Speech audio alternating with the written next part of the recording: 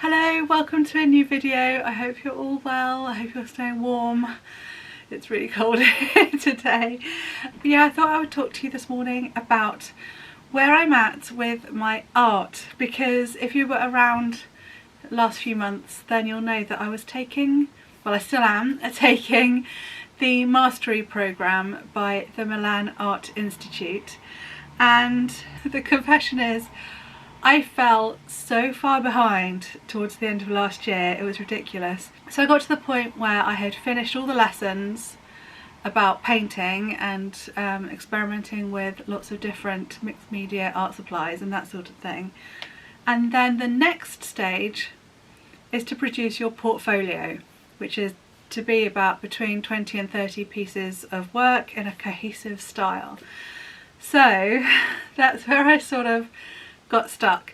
It was also at the point where it took me a whole month to do my sewing room, and then there were other things like we went away in the camper van a couple of times in the autumn. There was helping Rain with her flat move, and then there was all the stuff in December. I mean, December was a complete write-off as far as work and art is concerned. So I think all in all I'm about three, maybe even 4 months behind. I think there might have also been a little bit of a resistance in my head about the portfolio section, partly because there was just a lot of thoughts going on about what do I actually want my style to be. If I'm producing this body of work, it's got to feel like me and it's got to be something I'm proud of, and I was just a little bit worried I wasn't ready for that yet. So this piece that I've almost finished, I thought it was finished and then I looked at it and I realised, let me hold it up, I've got a dark blob here that catches your eye and it's just a blob, there's no reason for it, so I need to tone that down. The tip of the beak on the peacock needs refining, and also I did some splatters and they don't show very much at all, so I'm going to do a bit more splatters in the grass, perhaps like daisies, like off-white splatters. I think that's it, and I think then that one's finished. I really quite like it. So this would have been the first piece of my portfolio. I think it still could be. But what I'm finding, and I'm going to lay them all out on the floor and sort of show you, is although I'm really happy with the painting, I really like this one, I love the colours, I think the poem sort of hidden amongst the flowers, that worked really nicely. So I think I'm definitely on my way to getting it. I particularly like how my backgrounds are developing, almost completely abstract, and that's the sort of style I want to keep working on and producing. So I'm happy with the backgrounds, the way they're going. It's the figures I'm not quite so happy with. I'm struggling with the little tiny faces. They're taking me a long time, and gouache and watercolour, which is the paint that I'm using, they're not fantastic for layering. It picks up the paint underneath and it doesn't work very well, and I thought about doing oils, but doing little tiny oil painting faces aren't great either. So I've got some choices. I either just practice until I get better and so I get less impatient with it, or I stylise the figure and the face a little more. Hang on, I'm going to get the picture off my wall. Sorry, I probably haven't dusted this in a while. Dances in Blue by Edgar Degas. As you can see, the faces are so... Oh, is that Inception when you see yourself being filmed? Look at the reflection of the camera there. Oh, that's a bit difficult. Ah, there we are. Look at the faces. This dancer here hasn't got a face at all. She's got a face, and she's got like a hint of a face, but she's mostly in shadow. So I've sort of been looking... Oh, actually, she has got a bit of a face, actually. You can see her eye. Anyway, I've sort of been studying small faces at the moment. My other option, of course, is to go bigger than this. And this is pretty big. Larger than this, you're starting to get to sizes that people are probably not going to be able to find a space for in their home. But I am enjoying a big painting, I have to say. So here's all my figures that I've done recently, sort of side by side, and I'm really quite happy with them, but I would like them a little more loose, a little more abstracted maybe.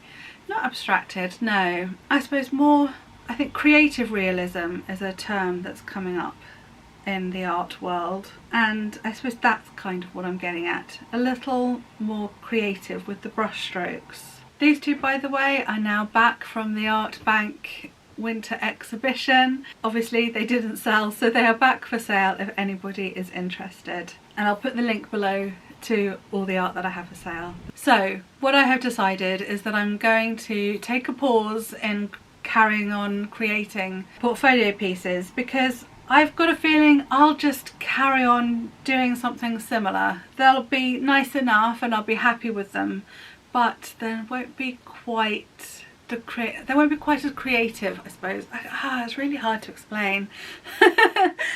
I want more painterly brush strokes.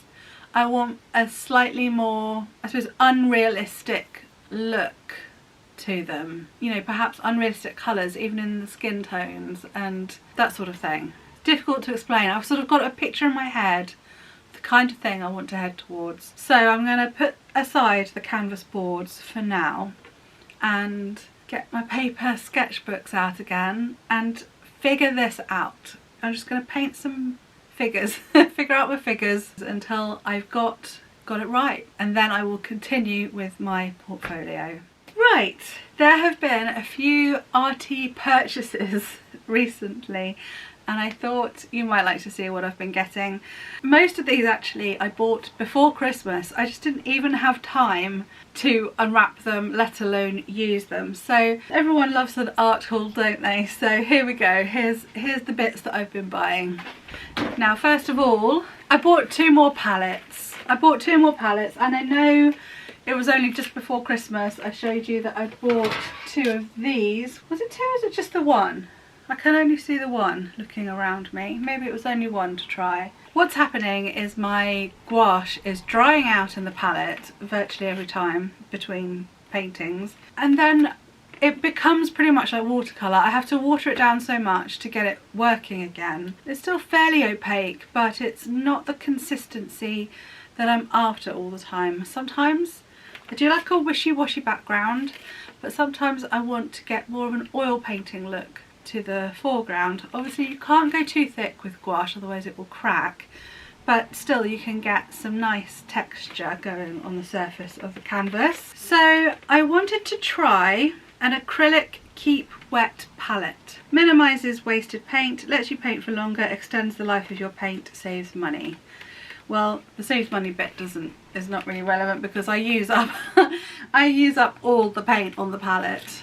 I wonder if that's one of the reasons why acrylic doesn't suit me. The palette uses specially designed permeable palette paper to keep the paint fresh. The keep wet paper is moistened and placed under the palette paper to increase the longevity of the acrylics. So I bought two. I mentioned in last week's video of the swatches that I do separate my paints into warms and cools, and so I've got one for warms and one for cools basically. These palettes will get used, but probably just for watercolours rather than gouache. So I'm excited to give these a try because I'd like to keep that nice buttery texture of gouache. It's a little bit of a mess over here, not just over here, over the entire room basically. Right, this is something I bought when I was doing my signatures on the paintings last year, and sometimes I don't want to use black. I think I'd rather use a subtle colour. I want my signature to be there. I don't want it to be in your face there. So I thought I'd try some pens that were a variety of colours. These out the packet for my signature basically. Now I don't know if I've done the wrong thing. I thought these were permanent from eBay, but brand new. They've still got their plastic all over them. Yeah, but I did try the purple for this painting for the writing of the poem, so I need to do a little bit more research. So anyway, I've got a selection of Derwent graphic, what are they called again?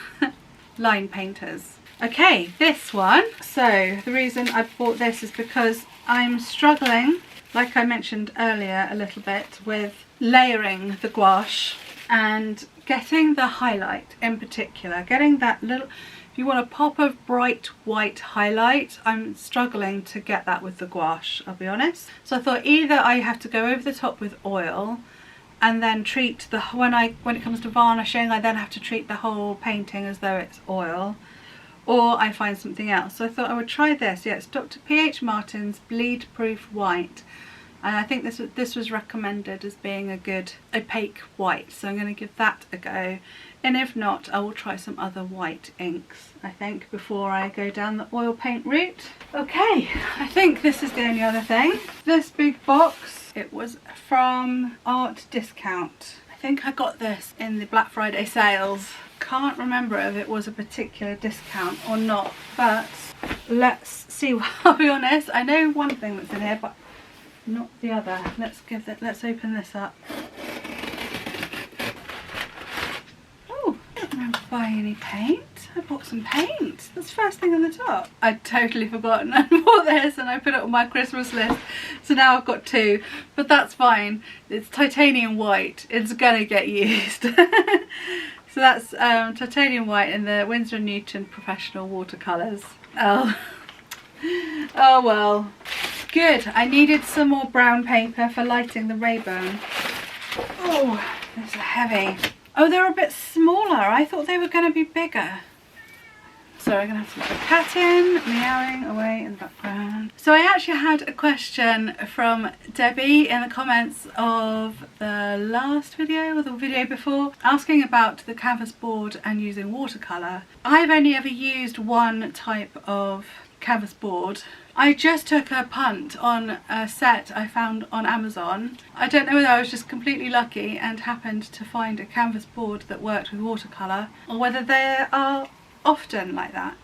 This one said it was coated in gypsum powder rather than gesso. I think originally gesso was gypsum, but now sometimes when people say they've gessoed it, they just mean it's like an acrylic. If it had been coated with acrylic, it wouldn't work at all. But I thought I should try some others. So this pack was really good value. Oh my goodness. It doesn't look like canvas at all. Wow. See, now I thought these were quite finely woven, but this is extra fine. So yeah, pack of 5 canvas board to try. And honestly, I don't know what this is. I cannot remember. There's no packing slip or anything in there. Oh, it's more canvas boards.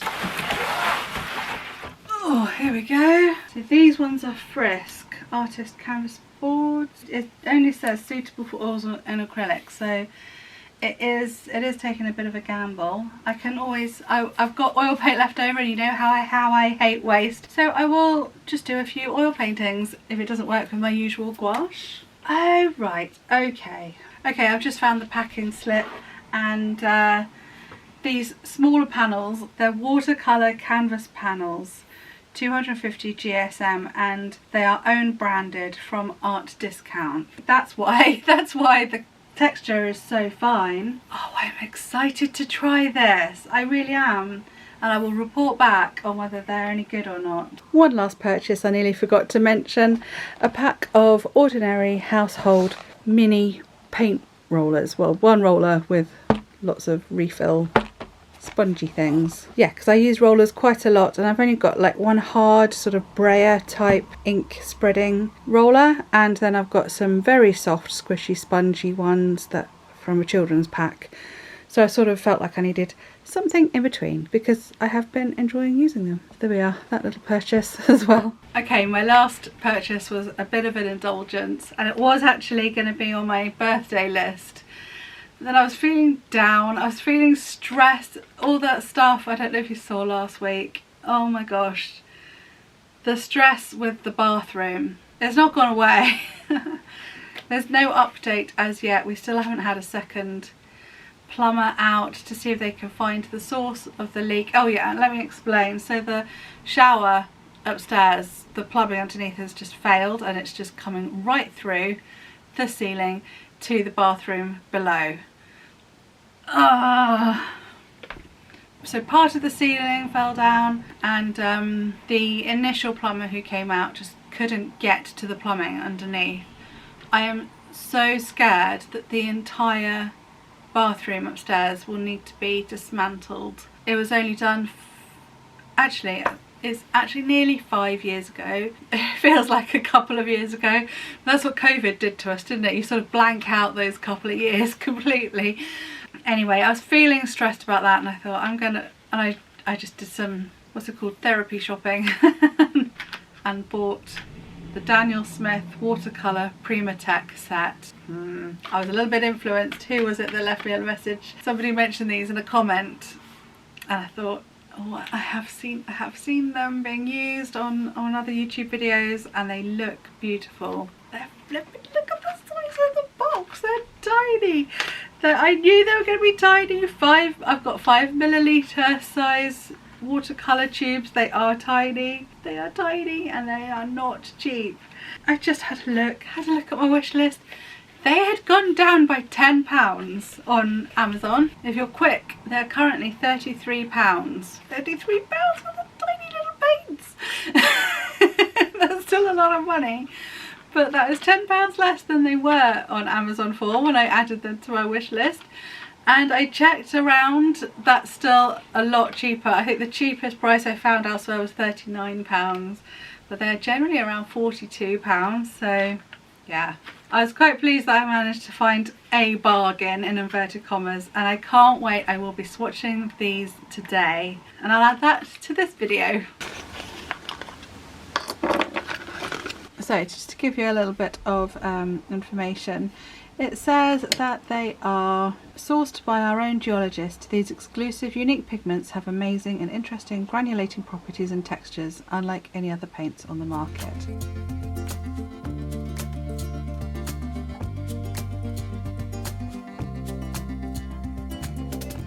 And I have to say, they are beautiful. They are absolutely beautiful. I love them already. Oh, absolutely stunning. So I'll say the names, but I don't know if I'm getting this right. Rhodonite genuine, jadeite genuine, Mayan blue genuine, amethyst genuine, hematite genuine, pimonite genuine. Oh, what can I say? I don't know. This might not show up. Can you see the sparkle on the amethyst genuine? I mean, oh, that's beautiful. I do enjoy granulating watercolours. The pink is beautiful. I think, yeah, for roses. In the one I've just painted, that would have been lovely for the flowers in the garden. Otherwise, oh, I suppose sunsets. Sunsets, that would be nice. I was going to say, in nature you don't often see that colour, but no, you do if you look for it.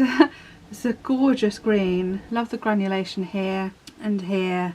Oh, and there, look, really nice. Oh, lovely. Very happy with those. Yeah, can't wait to use them in a proper painting. Before I go, I just want to say a huge thank you for the comments on my 500 videos video. You said such lovely things, and it means so much to me. It really does. It keeps me going, and it totally made my day. It brought a tear to my eye. It really did. So yeah, thank you very much. So I'm going to leave that video here. I hope you've enjoyed the little catch up, and I will see you again soon. Take care. Bye.